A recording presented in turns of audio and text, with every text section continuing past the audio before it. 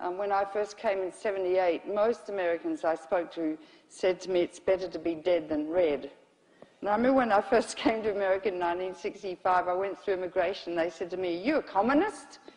I didn't even really know what a communist was, you know. And then so this was this sort of ethic. And I said, what, you'd rather be blown up in a nuclear war? Yeah. I said, well, what about the pygmies in Africa? They'll die too. And people said, yeah, well, they don't want to be communist either.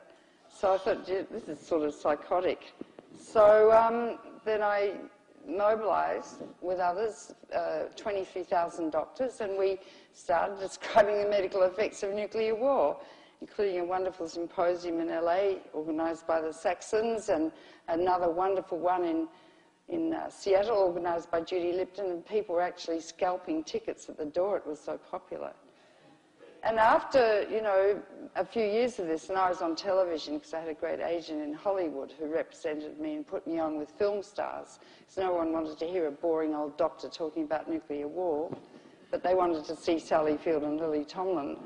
And, you know, after a while, people started to say, well, nuclear war's bad for our health. And then I was even asked to address the annual Morticians Association. And I said, well, what do you want me to talk to you about? They said, well, we don't want to have to embalm radioactive bodies. And I said, don't worry, you'll be one yourself. So it got to be really rather ridiculous. But in 5 years, we, the medical profession, because of our extraordinary credibility, because I always said every politician has a doctor.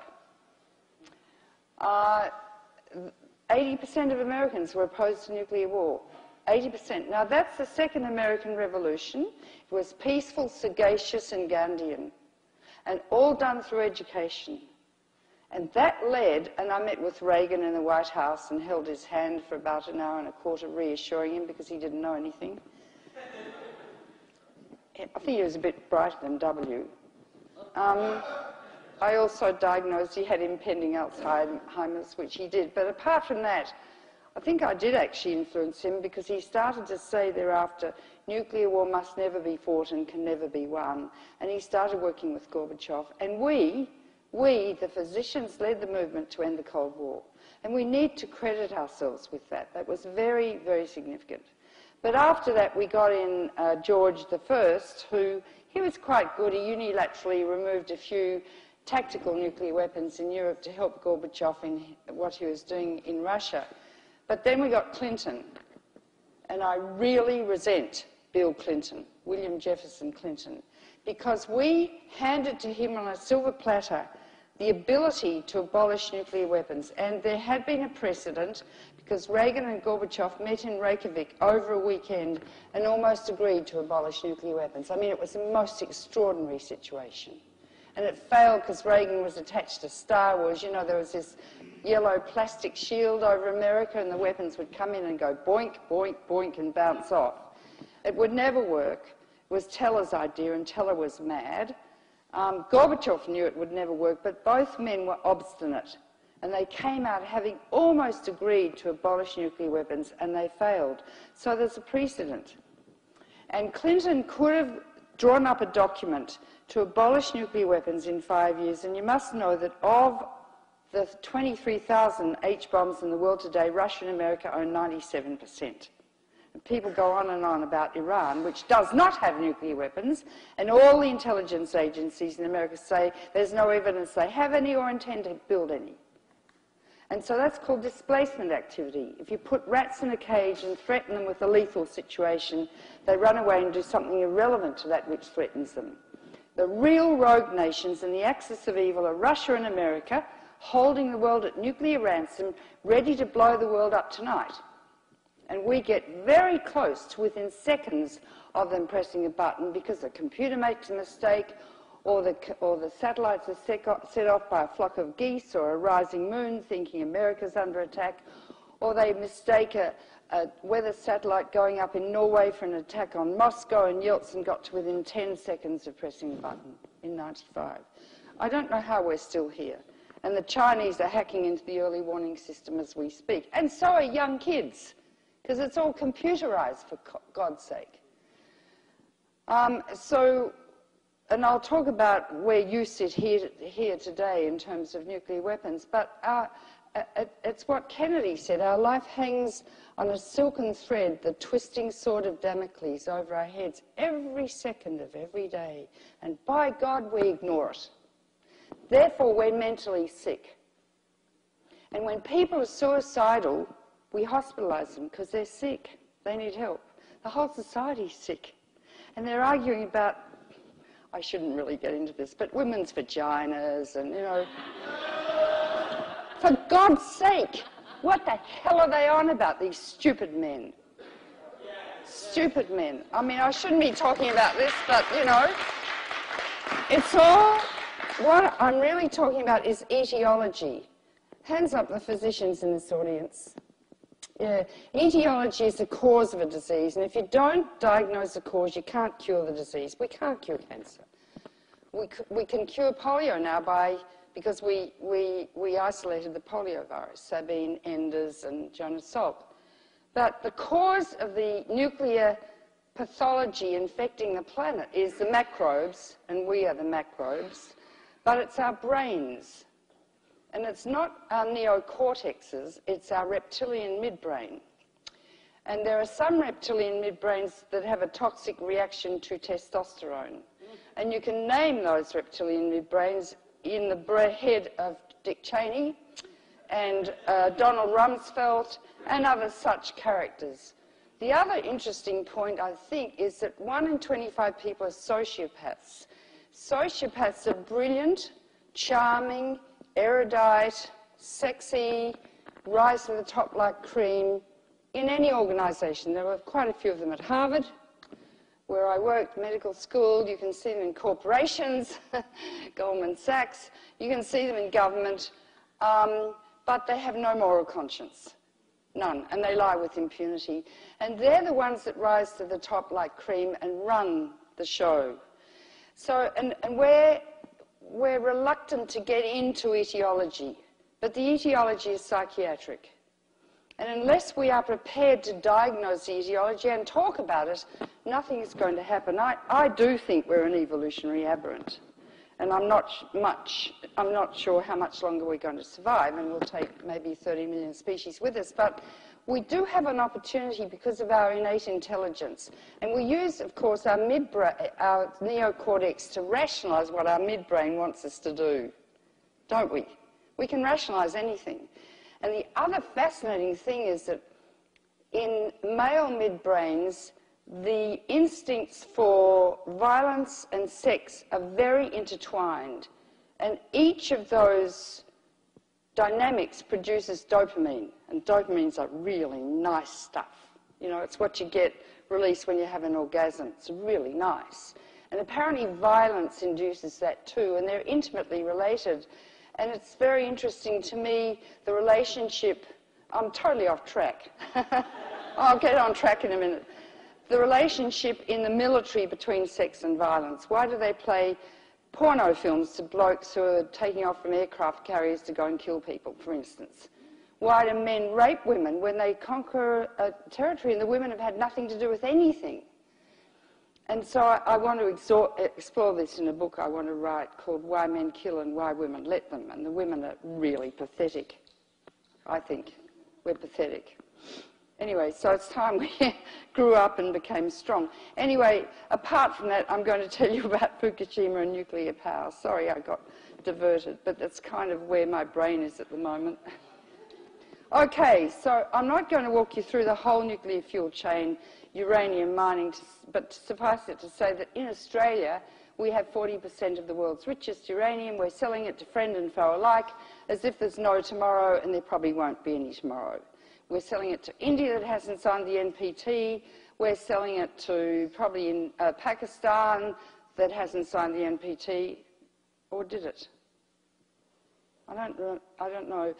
We're selling it, we want to sell it to Saudi Arabia and, you know, anyone who wants it really, and anyone that gets uranium can make themselves a bomb. I'll go through that in a minute. It is said that nuclear power produces no global warming, which is an absolute straight-out lie. And I must say that I don't believe in freedom of speech. I don't believe that people like Rush Limbaugh should have the opportunity to lie to a mass of ignorant people about science. If we lie in medicine, we would be killing or damaging our patients, and we would be deregistered, like the man who said that immunisation causes autism. He's been deregistered. So it's totally inappropriate to lie about science when the Earth is in the intensive care unit, critically and possibly terminally ill. And so it's totally inappropriate for people like Rush Limbaugh, who doesn't know, well, there's a very rude Australian expression which I won't use, doesn't know anything.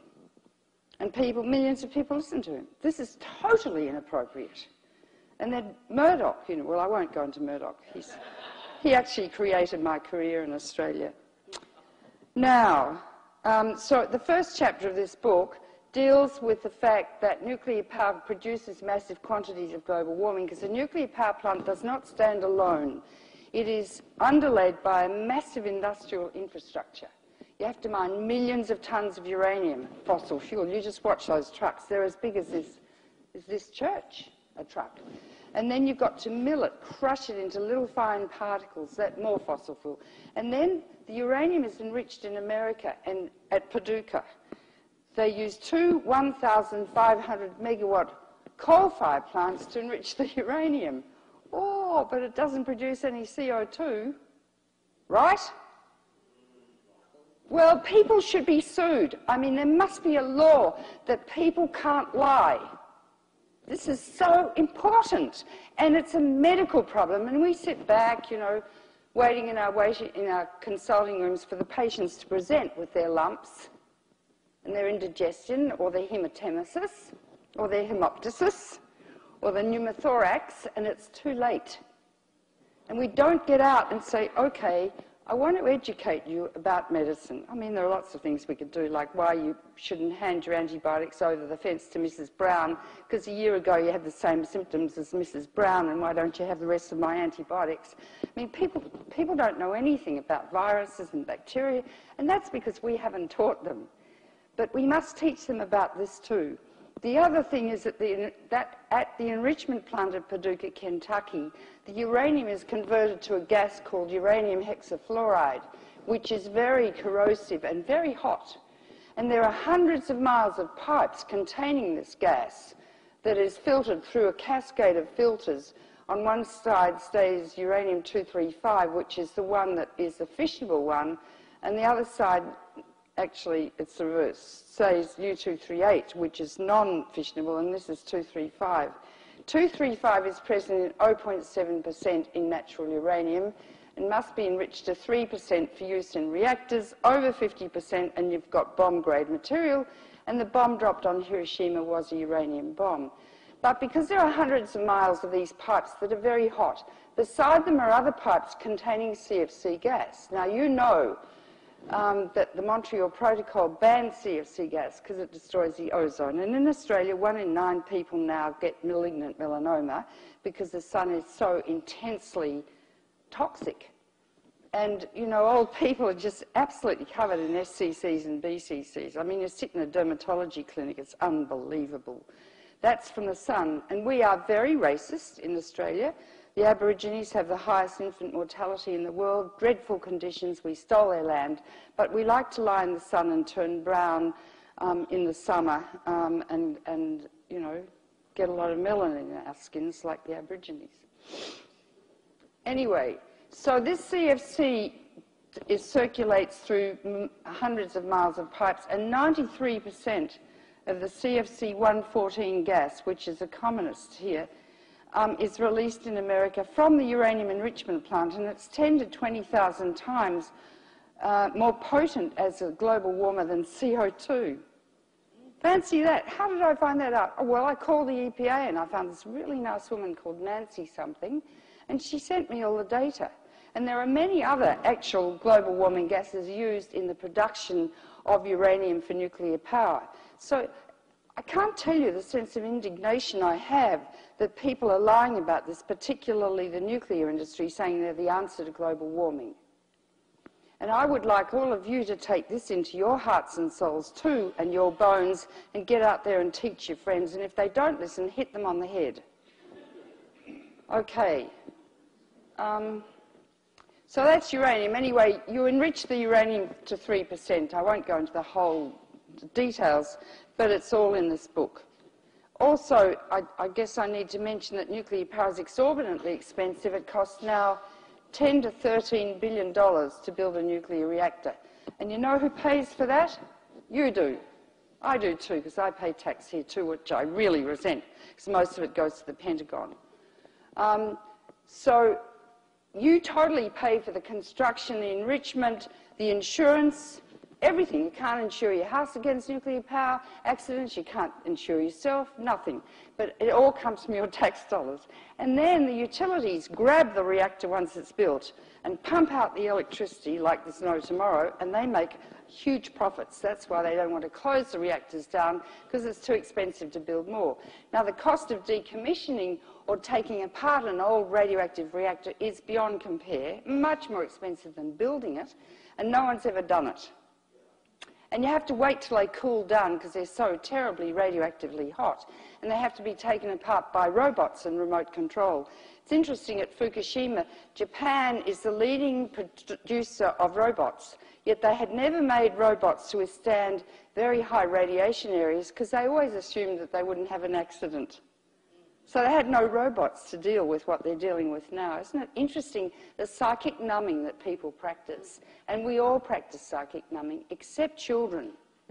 Children don't. But mummy, why is that? I mean, kids are so honest and alert, and it's only when their hormones, those nasty things, start circulating at menarche, that the kids go, they lose it. And they are able then psychologically to block out unpleasant realities. And my grandson Paulie's going through this at the moment. He was a gorgeous kid who looked like a face on the Sistine Chapel, and suddenly he's getting all hairy. And, you know, you say, "How are you, Paulie?" He won't even talk to me anymore. And as Penny, my daughter, said to him and his sort of hairy friends that trudge through the house, she says, "Well, we can't really trust you because your frontal lobes haven't developed yet." They haven't. Okay, so cost. I mean, I say no more, it's just ridiculous, the cost of nuclear power. Why do people want nuclear power? Well, again, it's the midbrain attitude. You know, when they split the atom, it was very exciting. And in my other book, Nuclear Power, The New Nuclear Danger, there's a fascinating study by an anthropologist called Hugh Gustafson, who went to live with the weapons makers in Los Alamos for a year. And he used to drink beer with them in the pub at night and go to church with them. And actually, many of them are his dear friends. And their psychology is absolutely amazing. When a man designs a new nuclear weapon that's to be tested in the desert in Nevada, he, that night, goes out and sleeps with the weapon alone in the desert before it's exploded the next day. And he talks about having labour pains, I kid you not, and the need to push. When the weapon explodes, he then talks about postnatal depression. Yeah, isn't that fascinating? So the emergence of new life, the creation of new life is compared to annihilation in these men's minds. And they talk about people being killed, that's collateral damage. We're inanimate objects, whereas the weapons, they grow whiskers as they get old. They have arms and legs. There's a triad, and they're arms, nuclear arms. And they have all sorts of human characteristics. And it's very important that we as physicians look at the psychology behind what drives these men. Similarly, with nuclear power, the Department of Energy calls solar power and wind power soft energy, like as my father would have said, you know, his name's Cedric and he's got lace on his underpants sort of thing. Dad hadn't grown up at a time when there were gay people. But nuclear power is hard energy. Okay? So there's a fascination with this, combined with the fact that I wrote an article for the New York Times on December 2nd where there was a psychologist in the Department of Defense, can't remember his name, in '52, who said we need nuclear power virtually as a camouflage for the weapons industry because it's one and the same technology. So kid yourselves not, it's all part of blowing up the planet, which is ultimate power and ultimate instinct for annihilation. Isn't that fascinating? We have to start examining this and getting into the etiology. Okay, now I want to walk you through Fukushima and what's been happening, and also Chernobyl, and what sort of medical implications would be involved with what's going on at Fukushima. So you build a reactor, which looks like this, and you pack 100 tons of uranium into the reactor, enriched to 3% of 235. The uranium is formed into little ceramic pellets packed in zirconium fuel rods, 12 feet long and half an inch thick, like a curtain rod. Oh, you call them drapes, don't you? We call them curtains. Okay, so 100 tons. And then between these fuel rods are boron moderating rods, which moderate the flux of neutrons. The whole thing's immersed in water, and you gradually pull out the moderating rods, and then the whole mass of uranium, 100 tons, reaches critical mass, and the atoms start breaking apart spontaneously as the uranium atom shoots out a neutron, neutron shoots into another uranium atom, which shoots out two more, and then on and on. And as the uranium atoms are hit by the neutrons, they fracture into various particles, and 200 new radioactive elements are formed, none of which existed before man fissioned the atom. They're all highly toxic, much more so than uranium, which is pretty toxic itself. And so as they pull the moderating rods out, you therefore, as the atoms split, release E equals mc squared. Energy equals the mass of the atom times the speed of light squared, the most enormous sort of energy that Einstein developed when he watched it, suddenly discovered when he watched a tram go by, and he realized E equals mc squared. What a brain.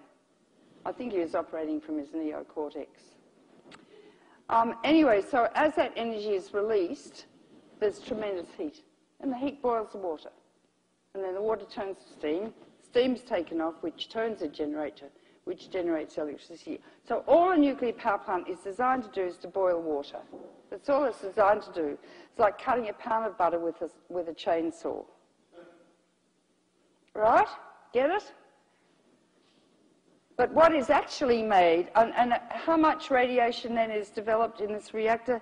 The equivalent of 1,000 Hiroshima-sized bombs. That's what is in these reactors.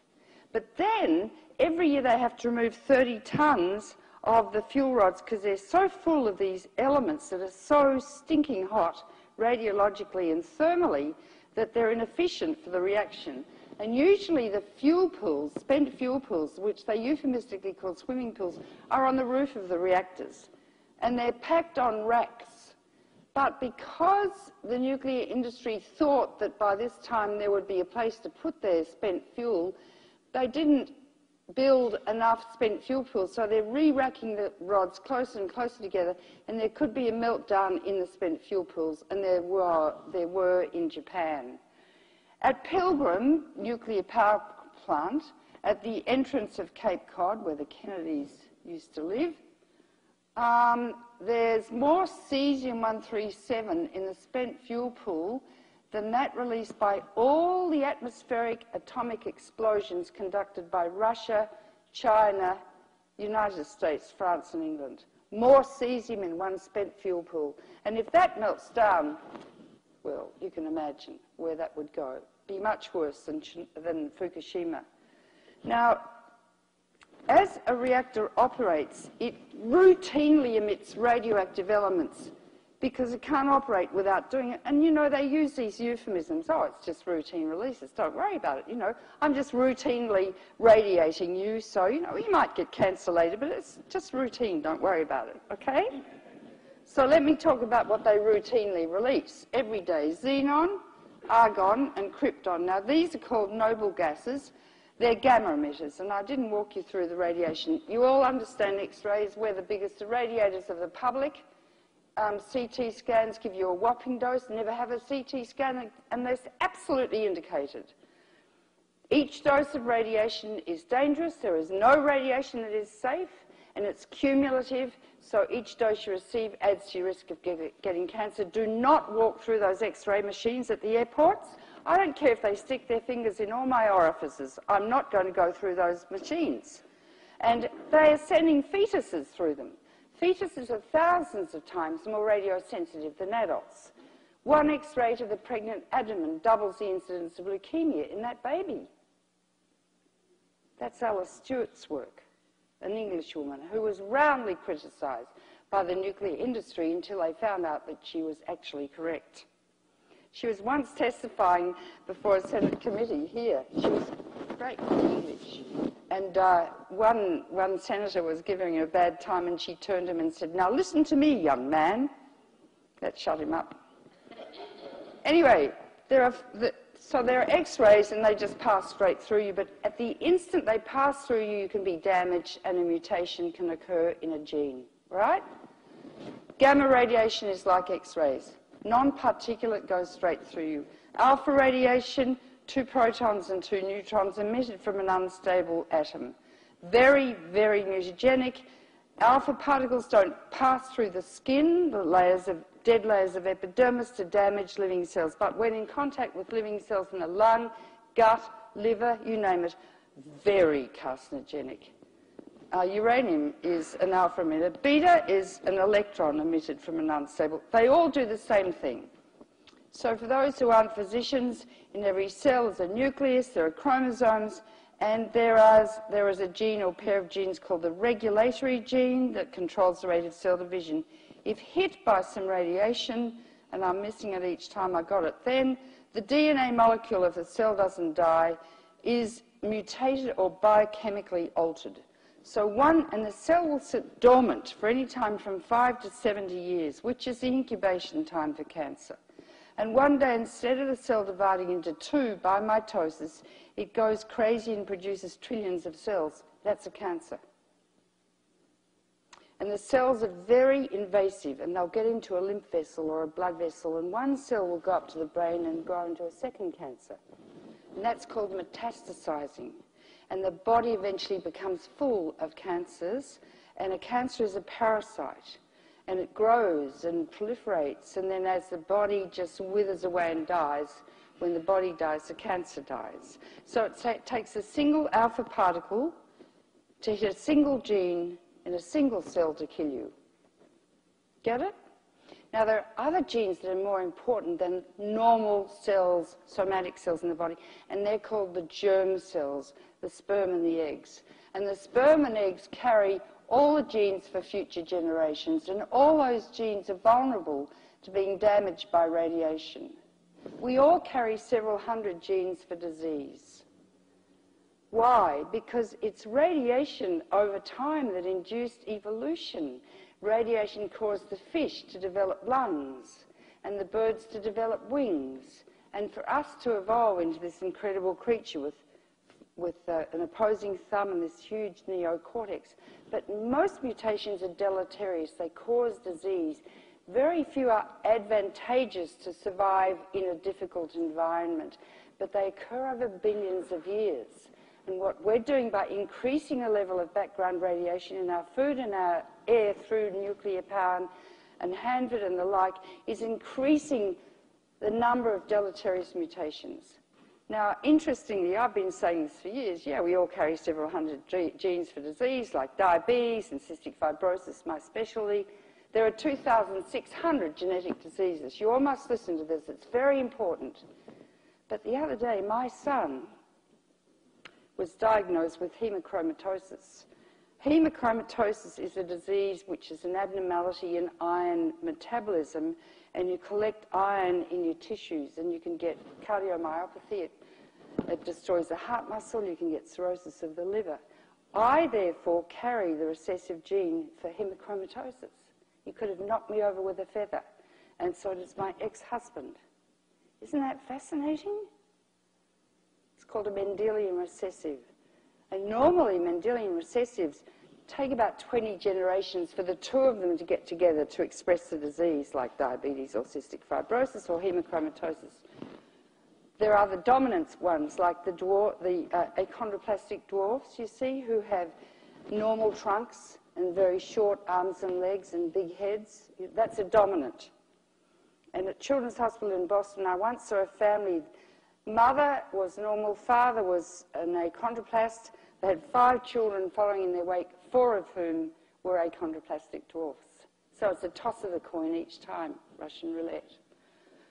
Okay, so as we fill up the environment with radiation, so we're going to increase, well, we're damaging the very building blocks of life, and most people don't understand that. And they are passed on generation to generation to generation. That's the thing. Once you do produce a mutation, if you reproduce, it will probably be, I mean, 2 of my children are carriers. My daughter won't get herself tested, and she's a doctor. She's a bit difficult, as daughters are wont to be. Now, so I didn't finish the xenon, krypton, and argon. These are xenon, krypton, and argon. They're called noble gases. They're gas because they don't combine biochemically in the body. However, if you inhale them into your lung, they are absorbed through the alveoli, and they're very fat-soluble. And where are the main fatty tissues of the body? The abdominal fat pad and the upper thighs. And what is located in that area? The gonads, the testicles and ovaries. And they're very high-energy gamma emitters, like X-rays. So people who live near nuclear reactors, if there's an inversion system, and these things are emitted all the time, they could be enveloped in a cloud of xenon or krypton or argon, inhale it and damage their genes. Okay? And also their regulatory genes later to cause cancer. What you also should know is children are 10 to 20 times more radiosensitive than adults, but little girls are twice as sensitive than little boys to getting cancer, and that we haven't talked about that much, but we don't know why. We don't know why. Now, what else comes out routinely? Tritium. Tritium is H3 instead of H2. And it's used in exit signs, it's used on watch dials, it's used on airport signs for the planes to see. It is a tiny, very active molecule. It gets out of every single container except gold, because gold is so dense. It'll escape from stainless steel, glass, plastic, you name it. So you can't contain tritium. And the nuclear industry says, it's only radioactive hydrogen. Well, it combines with oxygen to form tritiated water. And you know there are often fogs around nuclear power plants and full of tritiated water. And this tritium actually can get right through the skin. Now, the skin lets nothing through because it's the most important organ of the body. That's why when you get a burn, you get so sick, because you lose the protective mechanism. It also is inhaled into the lung and also bioconcentrates in the food chain, and you can't taste it. And it's nasty stuff because it combines in the DNA molecule. It's highly mutagenic. It's a soft beta emitter. And I write all about it in this book. And there's a huge literature written by the nuclear power industry because they're scared of tritium, but they say, don't worry, it's really okay. It's only tritium. It causes brain tumours, muscular tumours. Well, it causes cancers in many organs. Okay, that's tritium. Carbon-14 routinely released, and its half-life is long, I can't remember, thousands of years. The half-life of this one is 12.2 years. That means if you start with a pound of tritium, in 12.2 years you have half a pound. In another 12.2 years you have a quarter of a pound. It decays exponentially. Do you see? Multiply that by 10 or 20 to get its total radiological life. Each reactor releases 1 million picocuries of tritium a day. A million picocuries of tritium a day from its cooling pools and from the reactor. Now, that's very interesting because Germany, and you know how studious and didactic the Germans are, studied children under the age of 5 who live within 5 kilometres of the reactor. 5 kilometres, what is it, 2.5 miles? at 16 old reactors, and they found that the children under the age of have double the incidence of leukemia and a high incidence of cancer. That's because of the tritium. And that's also because of the argon, xenon, krypton, and carbon-14, and other releases they sometimes, just routinely release. The study was reproduced in France, and they found the same thing. Now, it's never been done here. Why? Because if you do it, then you've got to do something about it, like maybe close the reactors down and the parents are going to rise up and get really upset. So if you don't want to do anything, don't do the study. Your industry is really evil. And I use that word advisedly and carefully, not just off the top of my head, because killing people is evil. Wouldn't you say? Thou shalt not kill? Okay, so now I want to go on to the other elements. I can't go through all of them, but I will give you an example of some that got out at Fukushima, and then I'll go on to Chernobyl. I-131, you all know, where does iodine goes in the body? Where? Thyroid, yeah. And particularly in little children, they suck it up like a sponge. It's a beta, electron, and a high-energy gamma. It's got a half-life of 8 days, so it's around for about 10 weeks. When it lands on the soil, the grass sucks it up and bioconcentrates it by orders of magnitude. The cattle then eat the grass. I can't draw a cow, but the active organ is this one. And it concentrates most highly in the milk, and then a pregnant woman may be drinking the milk. So as the radioactive iodine passes through the breast tissue, it can mutate a cell to cause cancer later. And then the baby, that gorgeous little tiny baby, so sensitive to radiation, drinks the radioactive breast milk. And so what happens is that there's biomagnification of all these isotopes up the food chain. And the scary thing is you can't taste, smell, or see radiation in your food, or in the fish you might be catching here that are swimming over from Fukushima, where they tip more radiation into the sea than anyone's ever seen before. Beware. I'll talk about that in a minute. Now, what they're doing, you also need to know is that there is a town in Japan called Itate, which got a high amount of fallout. They looked at over 3,000 children in Itate, little ones, and 30% have thyroid nodules. Now, that's really early. It's within a year. You don't expect solid cancers to start appearing for 15 years. And leukemia for 5 years. This is within a year. And you know what the Japanese government is doing? They're following them. Okay, hands up those who know that that's a stupid thing to do. Follow them. Yeah. Well, what you have to do is you have to either remove the nodule or do a fine needle biopsy to see what the histology is. And if indeed it's malignant, then you do a total thyroidectomy. And then the child still might die from metastases from the thyroid tumour, and the child then has to have thyroid replacement, thyroxine, for the rest of their life, like a diabetic with insulin, or they'll die. So to follow children with thyroid nodules, and children are so sensitive to cancer, cancer spread really fast in children because their cells are so actively dividing, is wicked. And that's classical of what the Japanese government is doing. It's not testing the food routinely. Children are living in very, very high radiation areas, and they're just passing Geiger counters over the children's thyroids to pick up the gamma, but that doesn't pick up the beta. And the only way to find out what is in the children's bodies is to put them into a whole body counter, which measures the spectrum of gamma radiation given off by all the isotopes. And then you can say, oh, they've got cesium-137, cesium-134, radioactive iodine, there's some plutonium. It's the only way. And they've got hardly any whole body counters in Japan. So they're not looking at the people adequately, particularly the children. Cesium-137 is a really nasty one. Its half-life is 30 years. It's around for 600 years. It's a beta and a gamma, and it's a potassium analogue. So our cells are rich in potassium. It causes brain tumours, rhabdomyosarcomas. Hands up those who've ever seen a rhabdo. You have, yeah, very, very rare form of muscle sarcoma, particularly in children.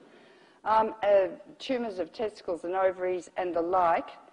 And the other one is cesium-134, which is even worse. Its half-life is 2 years. So the shorter the half-life, the more radioactive it is. And equal amounts of cesium-137 and 134 got out at Fukushima. Okay, this is obviously Europe. And here's the reactor at Chernobyl. And the dark patches are really areas that should be uninhabitable, but people are still living there. And you can see that it went all over Europe. And it's only cesium, and 200 isotopes got out. Some last only seconds and they've decayed away to nothing. But there would be over 100 isotopes, all of which have different pathways in the body, different metabolic pathways. But this is only cesium. Turkey is not on the map, but Turkey got a whopping dose of radiation. Never buy Turkish food. In fact, from this map, you should never buy European food. Never buy cheese from the Scandinavian countries. They got a huge dose. There are over 300 farms in Cumbria and Wales now whose lambs are so full of cesium, the government told them to shut their farms down. And they said, for how long? They said, oh, 100 years. It's not, it's 600 years. 40% of the European landmass is currently radioactive. You don't know what food you're buying from Europe, whether it's olive oil from Spain, or Spain got a fair bit and they haven't mapped Spain, nor did they map France, because the French are so darn arrogant, and 80% of their electricity comes from nuclear power. They said the radiation from Chernobyl stopped at the French border. But they're now finding a higher incidence of cancer that's developing now in France. I don't buy, I mean, in Australia we don't have radioactive food. We've got great clean food. We just export uranium so everyone else can have it. And I'm really careful. I rang the man in Melbourne, Australia, who tests the food from Europe, and I said, how do you test it? He said, oh, we do random spot checks. I said, well, how do you pick out the stuff to test? He said, oh, the computer picks it out. So obviously, a lot is missed. And I said, what do you do when you find radioactive food? Oh, he said, we dilute it with non-radioactive food. The solution to pollution by dilution is fallacious when it comes to radiation. Do you get it? I've already explained why, haven't I?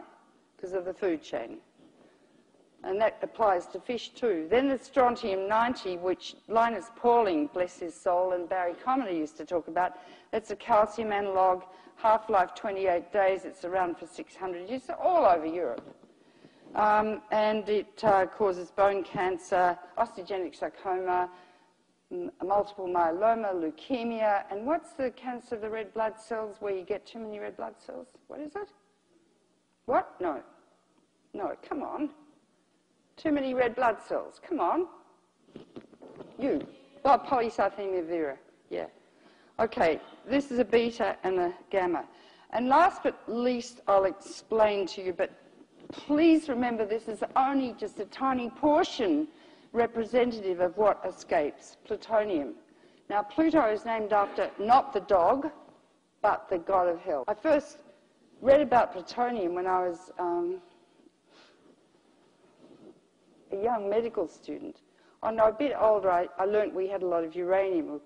So I got a book out called Poison Power by Goffman and Tamplin. Goffman worked for the AEC. And I read about plutonium. I nearly got alopecia totalis. And so I was reading the book, like my hair fell out. I'd never read anything so dangerous.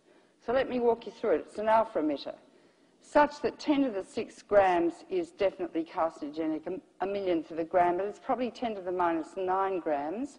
When they injected it into beagle dogs, they didn't find a dose low enough that didn't give every dog cancer. Right? It is an alpha, it's got a half-life of 24,400 years, so it's around, you know, a quarter to 500,000 years. It's all over Europe. It's an iron analogue. It's not absorbed well from the gut, but in neonatal guts it's absorbed because they're immature, and in chlorinated water it's absorbed better. But it is inhaled into the lung, and of course it lands down here, and because the alpha particle travels only a very short distance, and as radiation decreases with the square of the distance, most cells die within that volume, but on the periphery, cells remain viable and get mutated. And that's why it's so carcinogenic. Now, macrophages pick it up and take it to the mediastinal lymph glands where it can cause lymphoma, Hodgkin's and the like. It is stored in the liver, of course, where iron is stored, where it can cause hepatocarcinoma. It goes to the bone, of course, where it can induce osteogenic sarcoma, polycythemia vera, multiple myeloma and leukemia. It crosses the placenta. Now, the placenta lets very few things past, but because it's an iron analogue, it gets into the developing embryo, which, like thalidomide, it's going to kill a cell that's going to form the left half of the brain or the right arm. And if you look at this book produced by the New York Academy of Sciences on Chernobyl, where they translated 5,000 articles from Russian into English, there are homes full of the most grossly deformed children around Chernobyl that we have never seen before in the history of pediatrics. I'll pass it round for you to look at. This book also goes through all the deformities and deaths and premature aging and cataracts people get from radiation and heart disease and cancer. And already by now, over 1 million people have died from Chernobyl. And that's the first 25 years. This is a total cover-up. It's the biggest cover-up in the history of medicine that I've ever read about. Fukushima is 2.5 to 3 times worse. So you multiply 1 million in 25 years by 3, because we in medicine always look at the worst case possibility and work to prevent that, right?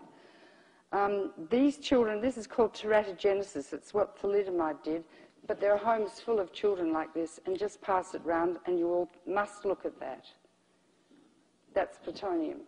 The other thing is it's got a predilection for the testicle. And every male in the Northern Hemisphere has a tiny load of plutonium in his testicles from weapons testing days, and it tends to deposit just next to the spermatogonia in the testicle, irradiating the genes of the coming sperm. And so therefore the genetic mutations are passed on generation to generation. Meanwhile, if the man is cremated, his smoke goes out the chimney. Anyway, don't get cremated, it adds to global warming. Get buried, it feeds the soil. The plutonium goes out the chimney, so another man can inhale it and get into his testicle, and so you could see more than an exponential increase in genetic damage for the rest of time. And don't forget, we're not the only species with testicles. And we inhabit the planet with 30 million other species, all of which can be damaged by radiation in the environment. Now, I quickly will do Fukushima. Fukushima is a catastrophe beyond Chernobyl. There have been 3 meltdowns. They knew in the first 2 or 3 days that there were meltdowns, but they didn't tell the Japanese people for 3 months. Japan's a feudalistic society, and everyone, you know, apologizes, and the women are very, they speak in little tiny voices, but the women are starting to get really angry, and they're rising up. The amount of radiation that got out is all estimates, guesstimates. There are no measurements. There were no radiation monitors active at the time, except some called I think they were called CVITs or whatever, the something system, which measures radiation from fallout from weapons testing. And they actually knew where the radiation was going, but they didn't tell the people because they didn't want to cause panic. So the people ran exactly right into the area where the radiation was falling in the northwest. The first few days, the winds were blowing towards the east and blew over the Pacific. And that was lucky, because if they'd blown over Japan, Tokyo would have had to be evacuated. As it is, about half of Japan is now contaminated. The rice, half the rice grown in Japan is grown in Fukushima Prefecture, and it's coming in with cesium-137 in it. There's a cesium-137 in the tea grown south of Tokyo. There are very, very hot spots in Tokyo, and when you watch Arnie Gunderson this afternoon, who I work very closely with, the nuclear engineer, he's just been in Tokyo, and he had his Geiger counter, and he just sort of put it down, and the thing went mad. So there are hot spots all over Tokyo, which is a long way from Fukushima. I mean, I can't tell you what sort of catastrophe this is. And also, there were hydrogen explosions in the 4 reactors. Oh, well, I can show you this. Here are the reactors looking really nice and hygienic and terrific and painted blue and white. And this is what they look like afterwards. See that buildings absolutely shattered. Unit 3 didn't burst apart. Unit 4 did here. Well, that's a close-up. What a catastrophe. And where did the hydrogen come from? As they lost they lost their external power supply from the earthquake. Each reactor needs 1 million gallons a minute circulating to keep it cool of water. So when they lost their pumps, they've got diesel generators underneath the reactors, and then in came the tsunami and absolutely destroyed the diesel generators. So they couldn't cool the reactors, so they melted down within 24 to 48 hours. But as they melted, the zirconium on the cladding of the fuel rods reacted with the water to produce hydrogen, and the hydrogen collected in the containment of the building, and when you get hydrogen, it's like the Hindenburg. It exploded and totally destroyed. Just look at this. And Unit 4, there was an explosion in the cooling pool. I think Unit 2, the cooling pool, had an atomic excursion, in other words, an atomic explosion, and plutonium is being found miles and miles away from the reactor because it came from the spent fuel rods in the cooling pool that had an atomic excursion. Australian Radiation Service, so for the first 3 days, here it is, and then 6 days getting over to you. This is where you are here, and 10 days you're enveloped in the cloud of radioactive fallout. And it was very hot, very high. And again, you can see the 18th of March, it's just hitting you. 21st of March is still hitting you, but it's passed all the way over to Boston, and they found radioactive fallout in Oklahoma and all over America. Well, there it is. And then on the 24th of March, it's actually starting to circle the whole of the northern hemisphere. Well, this is just an indication of where the fallout went when the wind changed from blowing east toward the northwest, and this is where the people fled. And children are still living in areas which were evacuated around Chernobyl. The Japanese government has been really obscene in looking after its children. Next. Well, these are just some of the elements, uranium-238 and 235, 234, all of which are very carcinogenic, causing congenital deformities and cancer in children in Fallujah and Basra, where they're using uranium weapons. It's really a nuclear war. Here's plutonium, cesium-137, strontium. Cobalt-60 is nasty gear too, really nasty, and its half-life is 5 years more. We've done this more. And this is interesting. This is ginkgos, maiden hairpin trees, just after, this is July the 30th, and it's sort of spring, you know, early summer, and these dead areas on the leaves are where radioactive fallout landed and killed the leaves. These are the azaleas that are all dead. Now, extrapolate that to lungs. Okay? Arnie worked with a man called Mark Kaltofen, and you can find this on Arnie's website or my website too. And they took engine filters from cars in Tokyo and measured the radiation in them. And the filters were so radioactive, they were brought to America, they had to be buried in radioactive waste dumps. Now, an engine filter is the same as a lung, and it inhales almost about the same amount of air per day as does a lung. They found 10 hot spots in lungs in people in Tokyo, hot spots, plutonium. They measured them here in Seattle, 5 per day. Yeah. And the thing that's so sad is you see no cancer when it arises. When you cough up your first bit of blood and you think, oh shit, you know, better go to the doctor, and the x-ray's taken and there's a mass. Doesn't wear a sign denoting its origin. Doesn't say I was made by some plutonium you hailed from Fukushima 10 years ago. So we can't identify the etiology of a particular cancer. All we can do is take an exposed population, which we did with Hiroshima and Nagasaki and the Marshall Islands and the like, and compare them to a non-exposed group. Do you want to take some questions? Yeah. So the cloud that you showed in the dispersion path, Yeah. are we still getting that on a regular basis? Not very much at all, although Arnie says it's still emitting 1 million curies a day, I think. We need to ask him. A lot's still getting out. However, if there's another earthquake and building 4 collapses, which contains the cooling pool with fresh fuel, I'm going to evacuate my family from Boston. And they will have to evacuate Tokyo. And go where? Where are you going to go? Australia, love. See, the 2 air masses don't mix at the equator, so the northern hemisphere just gets the fallout.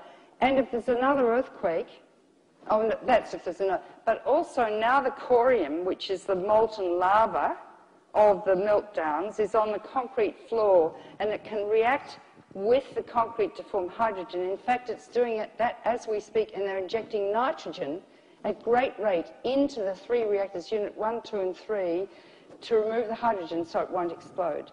The other thing Arnie explained to me is you get radiolytic decomposition of water.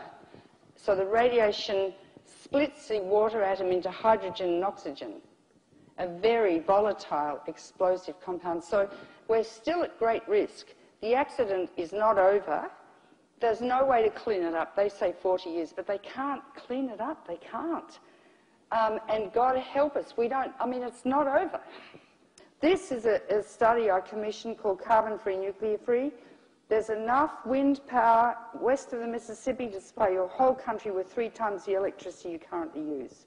You waste 28% of the electricity you use. Nuclear power generates 20%. Turn off all your lights, your computers. Don't hang your clothes, don't dry your clothes in clothes dryers. Hang them outside in the sun. Oh, but Mrs. Brown might see your underpants and your brassieres. Oh. And in the winter, hang them up by the furnace. I mean, just be sensible. Don't walk through those doors that open and close. They're global warming doors. Okay, here's your country. And this was just done by the Natural Resources Defence Council. These are all the reactors you've got. And that's only a 10-mile exclusion zone surrounding them.